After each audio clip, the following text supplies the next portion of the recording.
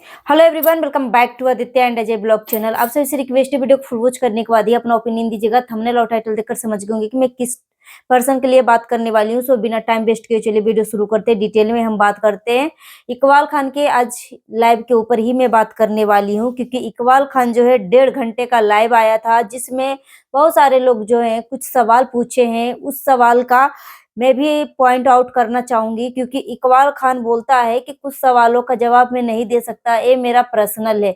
मगर जितने भी सवाल इकबाल खान से पूछा जा रहा था उस लाइव में, सभी सवालों का जवाब ना देते हुए सिर्फ और सिर्फ इकबाल खान बोल रहा था कि ये मेरा पर्सनल लाइफ है, ये मेरा पर्सनल लाइफ है, मैं नहीं शेयर कर सकता। तो मेरा भी कुछ सवाल है इकबाल खान से, मैं इस वीडियो के माध्यम से मैं पूछना चाहूंगी।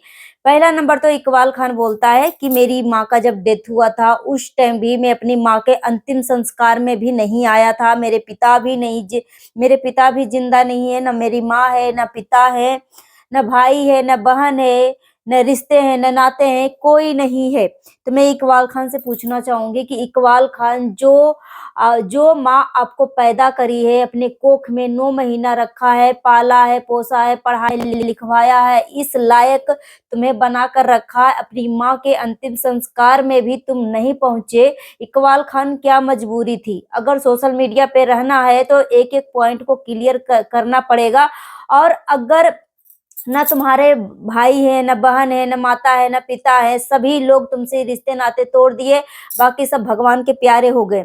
मगर यहाँ पे बात ये भी उठ रहा है कि अगर तुम्हारे रिश्तेदारों से नहीं बन रही है तो ऐसे इंसान तो कम से कम अपनी फैमिली को बचा के रखता।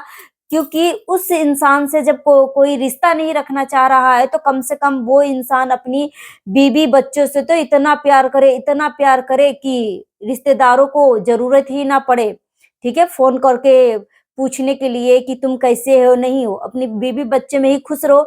मगर इकबाल खान, ये पहले बताओ पब्लिक को, पब्लिक का सवाल है कि ऐसी तुम्हारी कौन सी मजबूरी है जो अपनी मम्मी के अंतिम संस्कार में भी तुम नहीं पहुंचे? पूरा रिश्तेदार नाते सब कुछ, सभी लोग तुम्हें छोड़ दिए, सभी से तुम अलग रह रहे हो।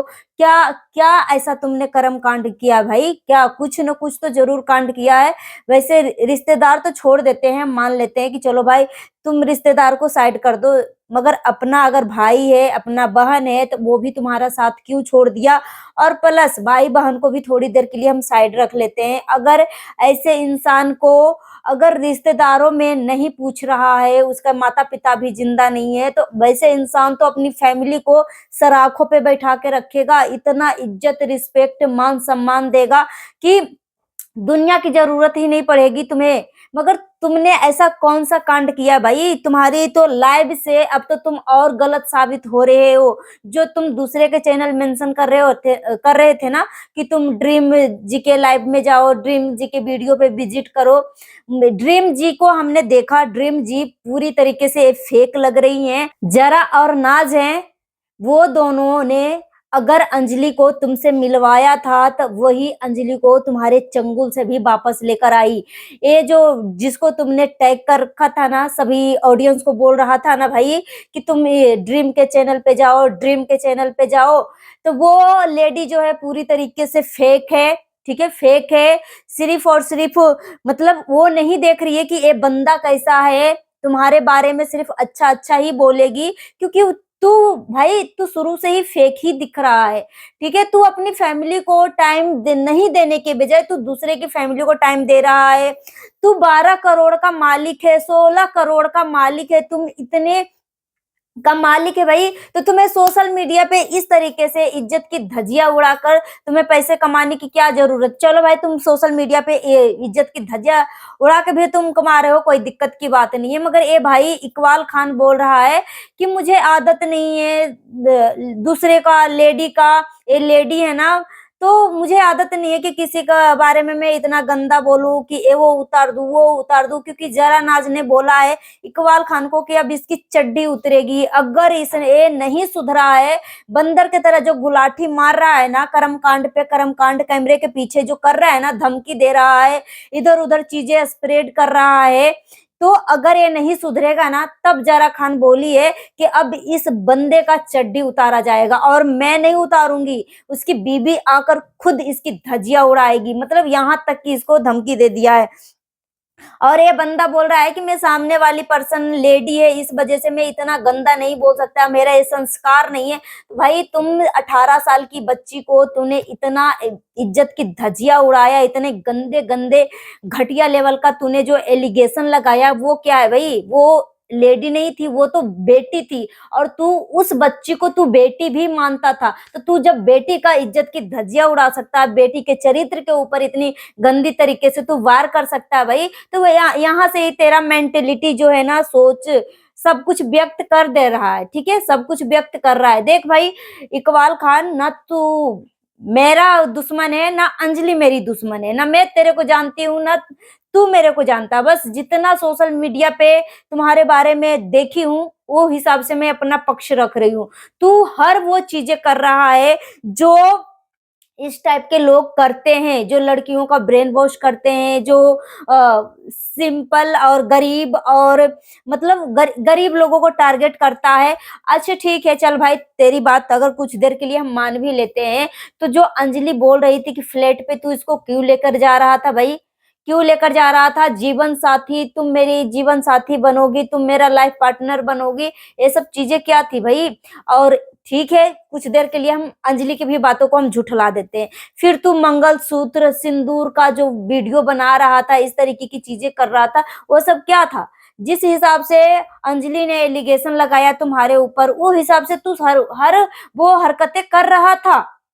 तू पहले से ही सिंदूर और मंगलसूत्र खरीद के रख रखा था। ये पुराना वीडियो नहीं है, कितना दिन का पुराना है? पुराना वीडियो नहीं है। जब अंजलि तुम्हारे मतलब लाइफ में आई, जब तू इससे जुड़ा, तो मुझे लग रहा है उसी टाइम का ये वीडियो है। तू पहले ही प्री प्लानिंग सब कुछ तैयारी के साथ उस फैमिली को टारगेट किया था। तो तुम्हारा भाई ये इकबाल खान बोलता है कि मैंने बोला कि भाई तुम्हारी बीबी इतनी खूबसूरत है, तुम्हारे बच्चे हैं, तो तुम अपनी बीबी को क्यों डिवोर्स दे रहा है? तो ये बोल रहा है कि मैंने आज तक बोला ही नहीं है कि मैं डिवोर्स दे रहा हूँ। कुछ गलत फहमी की वजह से हम मतलब इस तरीके से यूट्यूब पे ही हमारा रिश्ता टूट गया। क्यों भाई? तुम्हें कोई बोलेगा कि तुम्हारा कान जो है कौवा लेकर चला गया, तो तू अपना पहले कान छू कर देखेगा कि तू कौवा को देखने लगेगा? ये पहले बता मुझे। इतना मतलब तू बेवकूफ है कि तू बेवकूफ बन के दिखाने की मतलब कोशिश कर रहा है अपने आप को। तू इतना सातिर माइंडेड खिलाड़ी है, इतना तू सातिर खिलाड़ी है कि मत पूछो। जब इसके लाइफ से रिलेटेड बातें पूछी जाती है, तो कोई कुछ भी नहीं बताने के, कुछ भी नहीं बता रहा है। बोल रहा है ये मेरा पर्सनल लाइफ है, ये मेरा पर्सनल लाइफ है। तो भाई जब तेरा पर्सनल ही लाइफ है, तो तू सोशल मीडिया पे तू करेगा क्या? क्या करेगा? किस टाइप की चीजें तू करने वाला है? दूसरे की बहन बेटी को इज्जत उतार कर तू पैसा कमाने वाला है। $315 इसको आए हैं। भाई तूने बोला है ना कि जो मैं अपना जुबान देता हूँ ना, मैं अपनी जुबान से पीछे नहीं मुकरता हूँ। तूने बोला है कि भाई जो भी कुछ भी इस चैनल से अर्निंग आएगी, मैं उस फैमिली को दूंगा, अंजलि को इस चैनल की कमाई जाएगी। वो भले ही तुमसे अलग हो गया, मगर तूने जुबान खोला है ना, तूने जुबान दिया है, तू एक मर्द है, और मर्द का जुबान कभी पीछे नहीं हटता। अब देखा जाएगा कि तू सच में मर्द है कि जो मीठा जैसे जो शब्द का तू इस्तेमाल करता है, तू वो है। अब देखा जाएगा। तू $315 का अपने लाइफ में नाम लिया है, वो जितने भी पैसे आएंगे सब अंजलि की फैमिली को देना, ठीक है? और वैसे भी तू तो 12 करोड़ का मालिक है भाई, तेरे को पैसा तो जरूरत है ही नहीं। तू इतना सोने चांद मतलब इतना तू गोल्ड पहन के पब्लिक को सामने बैठा है, तो तू गरीब दुखियारा है नहीं, ठीक है? तो ऐसे तो कोई नाटक करना भी मत।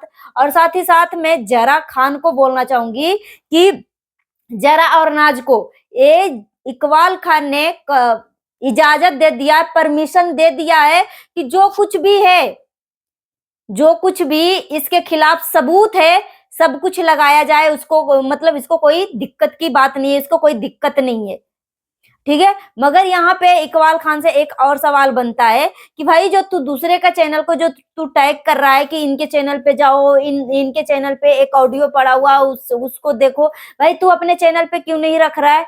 अपने चैनल पे अपनी बात रखना, दूसरे के चैनल को क्यों तू सहारा ले रहा है?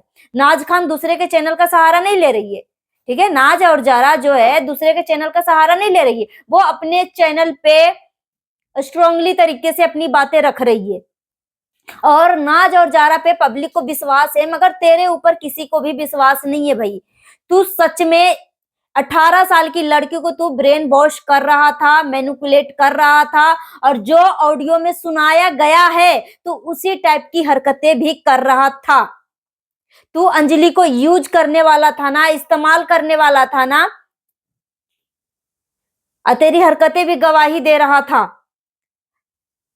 तो पब्लिक तुम्हारी बातों पे विश्वास नहीं करेगी, ठीक है?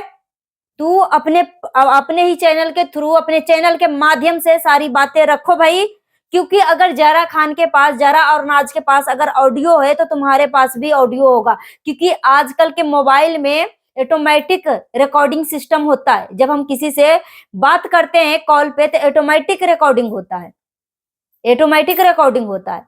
या फिर तू ऐसा ही बिना कॉल पे बात किए ऐसे ही बातें सामने सामने कर रहा होगा, और तुम्हारी बातें गलती से रिकॉर्ड कर लिया है, तो इस वजह से तुम्हारे पास नहीं होगा।